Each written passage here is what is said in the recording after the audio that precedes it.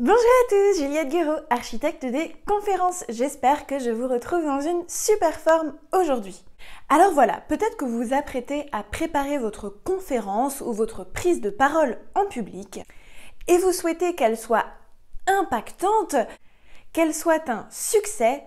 Seulement voilà, le stress monte, vous avez peur de perdre vos moyens le jour J, peur d'oublier quelque chose, de bafouiller, etc. C'est pour ça qu'aujourd'hui, je vous donne 3 conseils pour réussir vos prises de parole en public.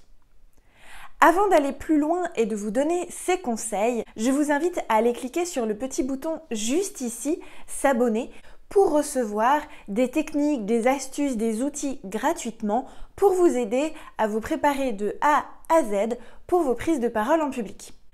Alors, le premier conseil que je vous donne aujourd'hui, c'est de, avant tout, cibler votre public, votre audience. Puisque une prise de parole en public, le but, c'est quand même de la faire pour son public. Et que si votre discours, conférence n'est pas adapté à votre audience, eh bien l'audience va ne repartir avec rien du tout et votre prise de parole aura servi à rien. C'est quand même un peu dommage quand on sait qu'on y a souvent passé beaucoup de temps.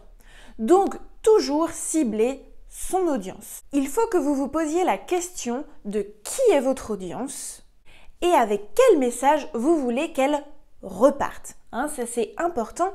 Quel est votre message clé de la conférence? De quoi votre audience doit se souvenir lorsque elle quitte la salle? Deuxième élément, une fois que vous avez bien ciblé votre audience, il va être important de faire un plan détaillé avec vos arguments, votre introduction. N'allez pas tout rédiger mot pour mot parce que vous risqueriez d'avoir un discours trop écrit. On ne parle pas de la même façon qu'on écrit et ça risque de vous figer un petit peu. Donc moi, je ne conseille pas d'écrire entièrement son discours. Je vous conseille de faire vraiment un plan détaillé où vous avez les idées principales. Mettez des phrases, il ne suffit pas de mettre que des mots-clés, bien sûr, vous pouvez mettre des phrases complètes, mais avec vos grandes idées pour ne pas vous figer. Ça, c'est assez important. Et d'avoir ce plan détaillé, ça vous permettra d'avoir une structure. Une structure est essentielle pour vous, mais aussi pour votre audience. Plus c'est structuré, plus votre audience arrivera à vous suivre et plus vous aurez de l'impact.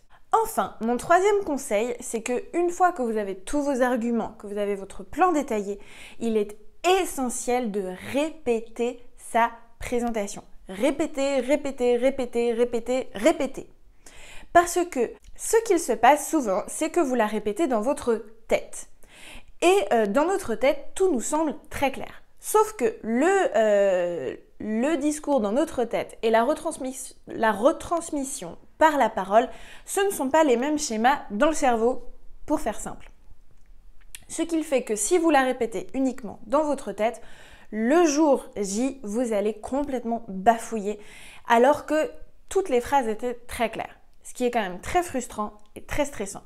Donc on répète à haute voix, et on la répète plein de fois.